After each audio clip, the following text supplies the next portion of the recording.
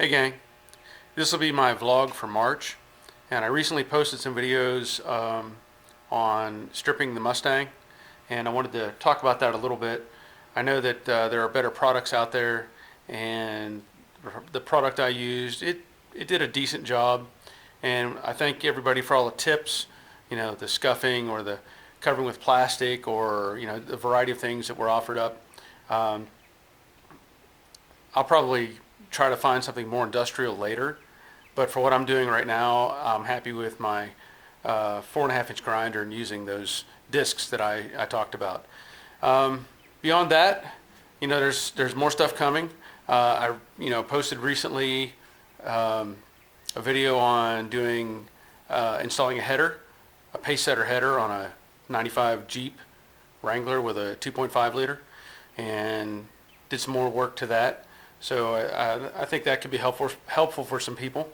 With the shop, I had bought the Bronco, 76 Bronco, and basically I decided I have too much going on.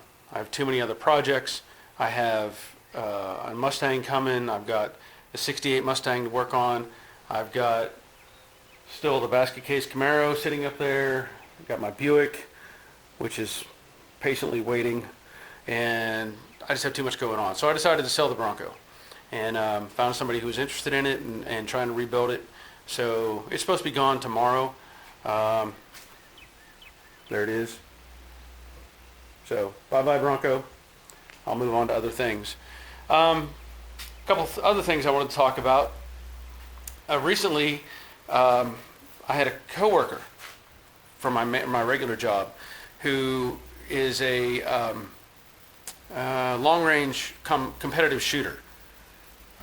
He's been doing it for a long time, and basically I wanted to talk about complacency, which also implies safety. The reason I bring this up, this friend of mine who's been doing this, he has a lot invested, has high dollar guns, and does his own reloading, and I guess there's a very precise process that people do when they do these shoots. And part of that involves cleaning the barrel. I guess after so many rounds, you clean the barrel to make sure it doesn't affect how the bullet goes through the barrel and that sort of thing. So apparently, from what I've been told, and I'm really distressed over this, he inadvertently left the cleaning rod in the barrel of his high-powered rifle, and he chambered around, fired it, and the gun exploded. And it blew pieces into his face, into his eye. I don't know if he had safety glasses on or not. Regardless, it became an issue of complacency because, he had done this so many times that he just forgot it. And the way the gun is configured, you couldn't see the end of the barrel where the little bit of cleaning rod was sticking out. So I just wanted to point that out. We become a lot of times complacent with what we're doing. And I can be guilty of it myself. I know that my regular job, working on airplanes, one thing they push hard on us is safety, safety, safety. And so if you see somebody doing something that's unsafe, you're supposed to stop them. Or if you're doing something that's questionable, stop, readjust, get help, whatever it is.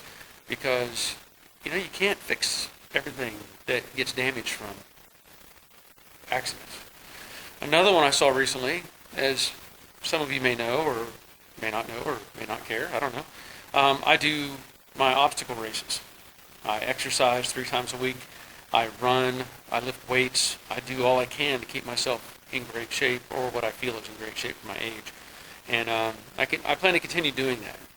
And I saw a video recently of a man probably in his 20s or 30s, I don't know, who was doing something I found ridiculous. He was doing leg presses.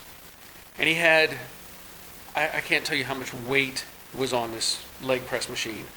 And I saw this video once, and I won't watch it again, because he was doing his leg presses, and apparently, I don't do that exercise, but he was on this press machine, and from what I've heard, he had like 1,200 pounds on this thing, and he wasn't nearly big enough to be pushing 1,200 pounds on a regular basis.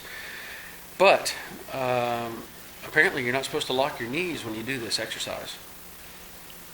He locked his knees, and I know your knees aren't supposed to bend the way his knee, in particular his left knee, bent. Thing collapsed. Machine came down on him. I stopped watching the video. I don't know how it ended because I was distressed over it. But again, it's a thing of, hey, I think I can, or whatever. I'm just saying we all need to be careful and be safe in what we're doing. Things like even putting jack stands under a car. I know I've done some videos in the past where people have commented, "Hey, where's your jack stand?" And they're right. But typically for me, if I'm not under the car, have no plans to go under the car, the worst that can happen is it just falls down and lands on the rotor or whatever. But they're right. There is simple things that we can do to take care of ourselves. So anyway, that's just thoughts going through my head this month. After seeing these incidents and hearing of people probably suffering permanent damage to their bodies, we need to take care of ourselves. I know. Recently, I've posted videos where I've said, I pointed out, I'm wearing safety glasses, I'm wearing ear protection. You always see me with gloves on. I don't try to avoid touching anything with oil or grease or gas without some gloves on. And I've had people look at me and say, "You're a mechanic with hands this clean?" Yep. And I plan to keep them that way, because once you get those chemicals in your body, they're not coming out that easily. Your body just doesn't function well with odd chemicals inside it. So anyway, there's not much else I have to talk about. I have been cleaning up the shop. I recently, I talked about my toolbox and replacing it. I still have a bunch of stuff here that I have to get rid of or organize or something. Today I went looking for the chuck key for my drill press, which I normally keep right here in this slot. And I don't know where it went. So I ended up cleaning off the bench. And I'll just continue straightening and organizing things. I did buy recently, this was on sale at Harbor Freight, sheet metal fabrication kit. I've seen people use them. I have not used it yet, and I plan to at some point. Progress on the Mustang. Things are getting stripped, and I'm probably not going to use that fender, which has all kinds of Bondo in it, and I know the front end is all busted up. A friend of mine who has a 68 Fastback that we did at our shop years ago, he had some aftermarket fenders, and I replaced them with NOS fenders or original tooling fenders. And so there's two fenders in that box, believe it or not, and I'm going to at least use one of them for the Mustang project. I am working on a video for this mess. That's a hideous patch. I did make some preliminary videos on that. But as I go along, getting this Mustang ready, I've got a few things I'm going to deal with up here. Some serious pitting.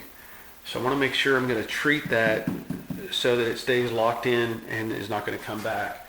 Same way up here. Just ugly stuff, but that's what you get for a vinyl roof that they put on in the 60s and 70s.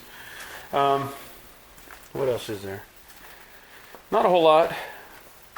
I still want to get to work on my Buick, and I know I need to get to work on basket case, but when it's up in the air, it's out of my way, and I don't think about it too much. What else was there? Oh yeah, I talked to my brother recently, and he's a better mechanic than I will ever be. Trust me on that. He's 6 years older than me, and he beats me hands down on anything I've ever done, except for body work. He does not do body work. I got him on that. He was telling me recently that, and this is probably just an old trick that has been around for a while, but it's something he wanted to share with me because that's what you do sometimes. You ever open up one of these RTVs or silicone or any kind of stuff like this? If you notice, there's plastic hanging out of this one. The reason is, if anybody's ever used this stuff, and I'm sure a lot of you have, when you put this, use it, take the lid off, no matter what you do, it dries out, and then you're fighting with it, trying to get a new, flow going and digging out junk. Put a piece of plastic on it before you put the lid on, and it'll keep it from getting hard. Just an old trick, just something you can share or use. You may already know that. I don't know. I'm just sharing it with you. He asked me to share it. I'm sharing it. So anyway, I think that's all I got for this month. I know I'm supposed to be getting another Mustang coming soon from New York. I'm looking forward to that. And what else is there? That's it. So hopefully there's something in there you can use, some information. I don't know. I like to talk sometimes. So that's it. And thanks for watching.